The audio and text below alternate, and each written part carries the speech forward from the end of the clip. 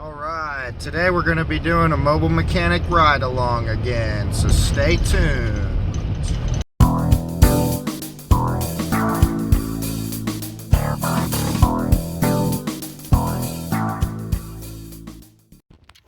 Alright, so the first job of the day, we went on ahead and replaced this like a lateral arm, I guess, or a control arm. It bolts right through there. Comes back here with a couple bushings, and it bolts on like that. And I guess the original one just snapped right off, and it caused the whole wheel and suspension to kind of be able to do this. So that's not good. Glad we were able to get that fixed up for the customer today. Fairly easy job too. Gotta love it. Alright, next job for the day is we're supposed to just replace the brake pads on this Hyundai Tucson. We're missing a lug nut. Man, look at that tire. Not looking good. One thing I'd recommend to you guys, I personally would probably recommend replacing these rotors just based on the way they look, but they're not ground into, and you know, the company that I work for has a policy where we cannot do it if they've been grinding, but if the customer requests the pads only and you know everything else is good, then we can go ahead and still do it. So it's just one of those things where it's probably not going to cause any issues, but it would probably be better to replace them. One thing I would recommend to all of you is to use something like this to check the rotors and make sure that the back side is not ground into as well.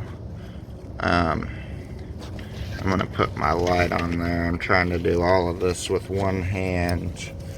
But basically you want to shine your light right there on your mirror, and then you can see if the rotor is good or not before you take the wheel and everything off. And that looks good to me. They definitely look like they've got some warpage. They may even be pulsating while he's driving, but they're definitely not ground into, so we're gonna go ahead and replace them. Alright, we got our new pads in, we got our hardware replaced, we got our springs in there, I guess you'd call them. They just kind of bring the pads out after you hit the brakes there. We got both of our slide pins greased up. Now we can go ahead and put that caliper back on, move to the other side.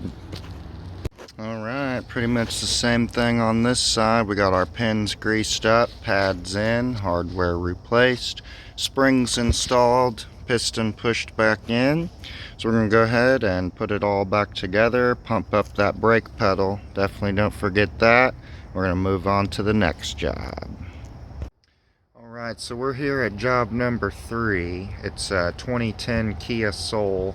We're supposed to be replacing the passenger front CV axle.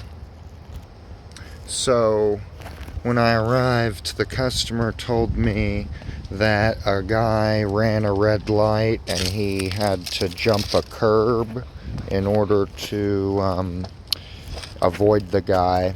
And I don't know why, but I cannot tell you how many times I've had a job where a customer hit a curb or they got some kind of suspension damage on one corner or the other, and they always think that a CV axle is going to fix the problem. I don't know if they think like just the axle is, you know, the front of the car or the back of the car, like they're thinking of it maybe like a skateboard or a train or something like that, or the axle goes all the way across. I'm really not sure, but I have had countless appointments where there's suspension damage and it's a CV axle replacement, and it ends up being the entire suspension is damaged. So we're gonna get a first look together here and see what's going on here.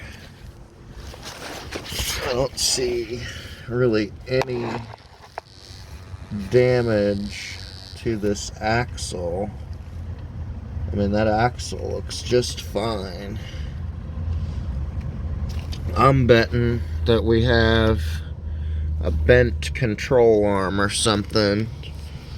I'm gonna have to take a closer look here. I'm gonna go make sure the steering wheel's straight, but I got a feeling we're probably not gonna end up replacing this axle. Alright, so I think I got it figured out. I got the steering wheel completely straight. This is the driver's side. You can see that tie rod. It has a little bit of a curve to it towards the front of the vehicle. The key word is a little bit. So, we're going to go over here. We're going to take a look at this one. And that is one hell of a curve in that tie rod end. It is bent to shit. I think the control arm still looks relatively straight. I do want to double check right here to the right of my fingers how that ball joint area kind of curves up. I want to check the other side, because usually when these control arms bend, a lot of times it's right here on the thinner area, right where the ball joint goes in.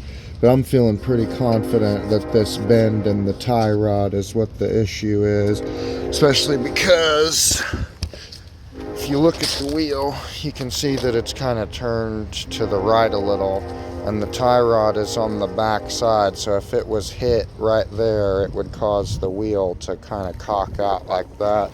Let's take a look at this ball joint. Yeah, that seems like it's got a little bit of a curve up as well. It may have a slight bend in the control arm, but I think that if you replace that tie rod in, that's going to get rid of the majority of it. You could maybe align it as such to kind of compensate for any slight bend that may exist in the control arm. So I'm going to let the customer know that it is most definitely not a CV axle, and that we're going to need to replace the outer tie rod end instead.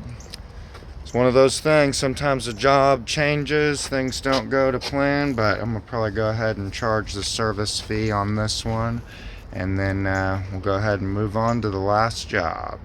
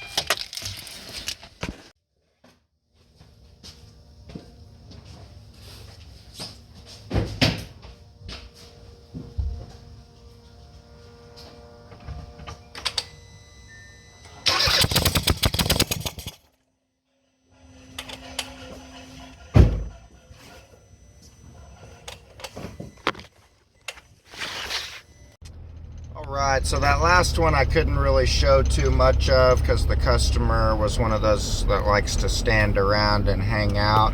But essentially what I was doing is a car is not starting.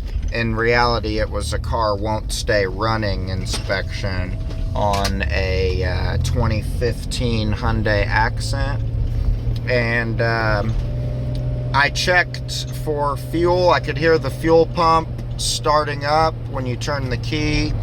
I sprayed a little bit of brake cleaner, aka starter fluid, into the intake tube, and it really didn't seem to change anything with the way it was running. It just seemed almost like when the idle air control valves on some of the older Fords and Hondas, even when they go bad, the RPMs just kind of rev up and down.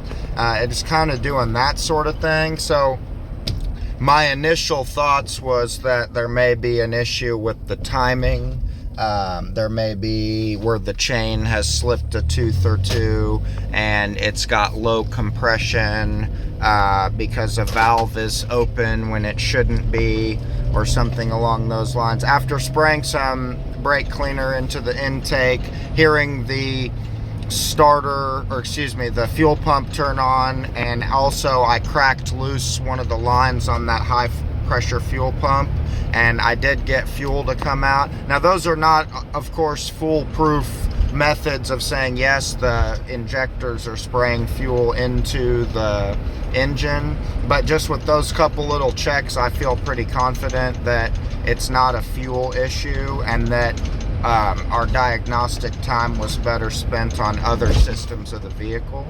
And so the next thing I did is I went ahead and pulled out a plug and a coil and checked for spark.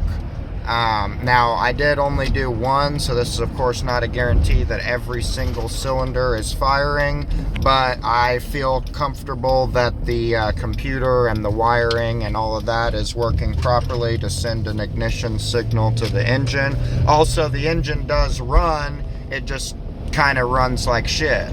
So I want to check the compression on this vehicle, and so that's what we're going to do next. I just want to check the big three, you know, ignition, fuel, and compression. You know, since there's no codes in the system, I guess I should have mentioned that already. There's no codes whatsoever in the system, and customer said he replaced the crank sensor and it didn't do anything. He just threw a part at it, and I suppose that would probably be something to look at in the future if the compression test turns out to be okay, is checking the cam and crank signals with an oscilloscope. But I unfortunately don't have one yet. I got my eyes on one, or a couple different ones I'm planning to get soon, hopefully, but scopes are several $100s, so you know, it kind of sucks that sometimes in today's day and age a scan tool is not enough. You have to have a scope